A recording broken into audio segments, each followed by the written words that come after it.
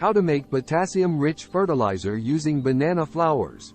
Welcome to our DIY tutorial on making potassium-rich fertilizer using banana flowers. Bananas are not only delicious but also great sources of potassium, which is essential for plant growth and fruit development. Here's what you'll need: banana flowers, water, a container, and optionally, some sugar. Start by chopping the banana flowers into small pieces. The smaller the pieces, the quicker they'll decompose.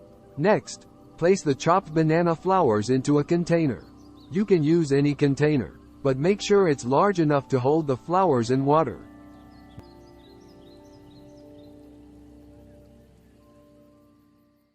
Now mix with sugar. You can take 1 kg banana flowers and 500 grams of sugar. Now, add water to the container until the banana flowers are fully submerged. Water helps accelerate the decomposition process. If you have compost available, you can add some to the mixture for extra nutrients. This will further enrich the fertilizer. Cover the container with a lid or a cloth to keep insects out, and let it sit for a few weeks. During this time, the banana flowers will decompose, releasing potassium and other nutrients into the water. After a few weeks, your potassium-rich fertilizer is ready. Simply strain the mixture into another container to separate the liquid from any remaining solid particles. Now, you can use this homemade fertilizer to nourish your plants.